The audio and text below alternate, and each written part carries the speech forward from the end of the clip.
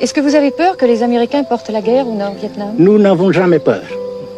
Parce que, comme les Français aussi, on dit que peur n'existe pas. Est-ce que vous pensez, Monsieur le Président, qu'il y a une solution militaire à la guerre du Sud-Vietnam? Non. Parce que vous savez que le peuple vietnam, c'est un. Et le pays du Vietnam, c'est un. Les Américains ont fait une guerre d'agression, comme qui dit, c'est une guerre non déclarée. Et, comme vous savez aussi, vous avez pu lire dans la presse, n'est-ce pas, bien, mondiale, que plus la guerre prolonge, plus les Américains et leurs valets, n'est-ce pas, s'enlisaient, hein?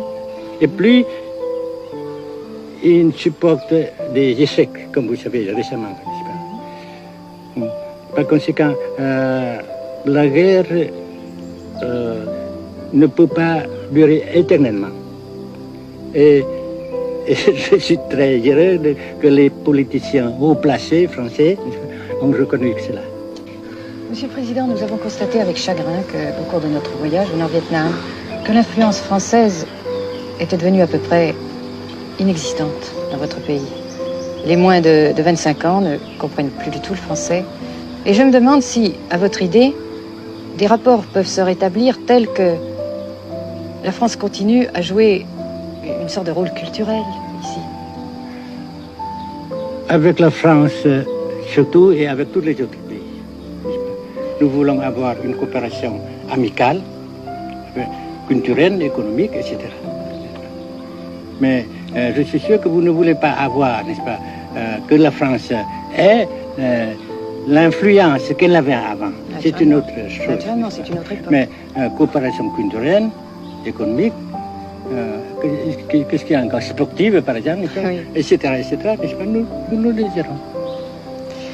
Si la guerre se cristallise au sud et se poursuit encore pendant quelques années, pensez-vous que l'avenir économique du Nord-Vietnam soit viable?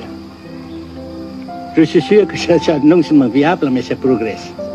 Parce que vous avez vu vous-même, vous avez constaté vous-même qu'ici, nous travaillons beaucoup, notre peuple travaille beaucoup, avec abnégation, n'est-ce pas, et avec dévouement, avec enthousiasme. Et aussi, nous avons, n'est-ce pas, l'aide fraternelle des pays socialistes, n'est-ce pas. Mais certains ont l'impression chez nous, Monsieur le Président, que le Nord-Vietnam se trouve actuellement assez isolé.